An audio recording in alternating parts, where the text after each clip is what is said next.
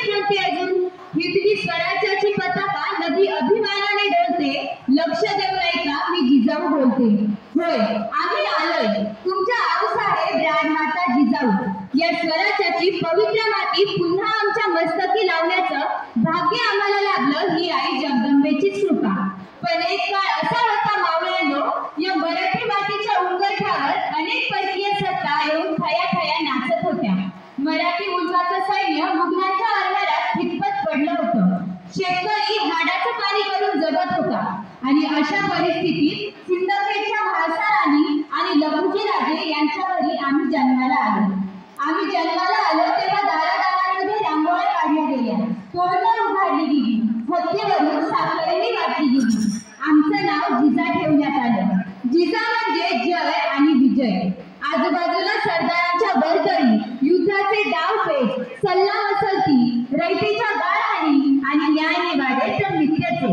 असे होते आमचे बालपण. पुढे आम्ही युद्धकला तर शिकलो, पण त्याचबरोबर आम्ही 700च्या वर मुलींची एक फौज तयार केली.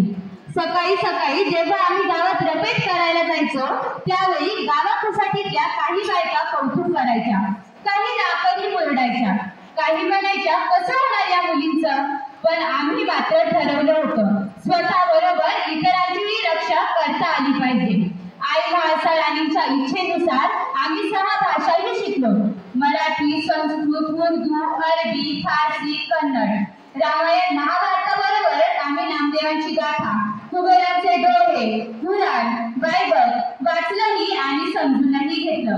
आमच्या मनामध्ये एक प्रश्न निर्माण झाला, धर्म म्हणजे काय हो? धर्म म्हणजे काय हो?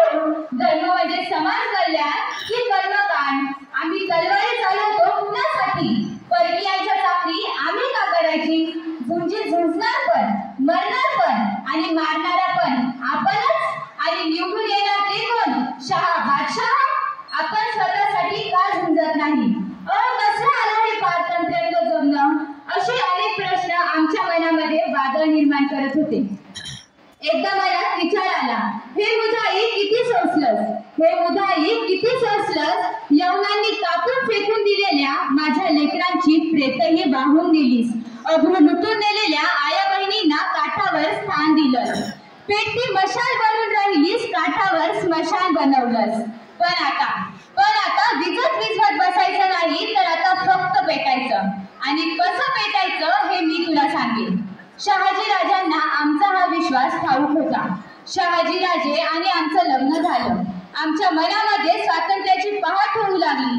आमच्या पोटामध्ये अंकुरही वाढू लागला होता. आम्हाला विलक्षण डोहाळेही लागले होते. आम्हाला मेवा मिठाई किंवा सुगंधित सरबते ही नको होती. आमचे डोहाळेच वेगळे होते. आम्हाला हत्तीवर बसावेसे वाटत होते, डोंगर चढून किल्ले पाहावेसे वाटत होते, हातात तलवार घेऊन अंगात चिलखत घालून लढाया कराव्याशा वाटत होत्या. आम्हाला एकूण 6 आपत्ती झाली. पहिले संभाजी, नंतर 4 आणि शेवटचे शिवाजी. पुढे कालांतराने सगळे हळूहळू मोठे होऊ लागले. संभाजी राजे कनकगिरीच्या युद्धात मारले गेले. पुढे आम्हालाही आमचा कालावधी संपत आल्याची जाणीव होऊ लागली. आमचे शरीर थकत चालले होते. स्वराज्याची सर्व सूत्रे शिवबांच्या हाती देऊन आम्ही मात्र निर्धास्त झालो होतो. शेवटी स्वराज्याच्या लाडक्या राजाला पाहूनच आम्ही आमचे डोळे कायमचेच मिटवले. आज तुम्ही आमची जयंती अगदी उत्साहात साजरी करतात. ती का बरं? कारण अभिमान वाटतो तुम्हाला आमचा. परंतु जर तुम्ही आमचे आदर्श, आमचे विचार हे तुमच्या आयुष्यात उतरवले आणि त्याचप्रमाणे वागले, तीच आमच्यासाठी खरी आदरांजली असेल. जर तुम्ही आपल्या मुलांना शिवचरित्राचे धडे शिकवले, आपले स्वराज्य, आपली संस्कृती यांची जाणीव करून दिली, तर जगातील कोणत्याच बालकाला एका स्त्रीशी कसे वागावे हे आपल्या मुलांना सांगायची गरज पडणार नाही. आणि हे नितळी स्वराज्य व्हायला कोणी रोखूही शकणार नाही. आता आमची वेळ झाली, आम्हाला निघावं लागेल. परंतु लक्षात ठेवा, आम्ही परत येऊ आणि आम्ही अशी अपेक्षा करतो की अगदी पहिल्यासारखे जसे आमच्या शुभांनी घडवले होते, अगदी तसेच स्वराज्य आम्हाला परत पाहायला मिळेल. आम्ही आता निघतो. जगदंब जगदंब जगदंब.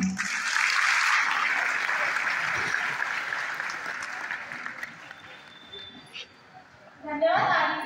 यानंतर राजमाता जिजाऊ पाठवण्यासाठी मी आदरणीय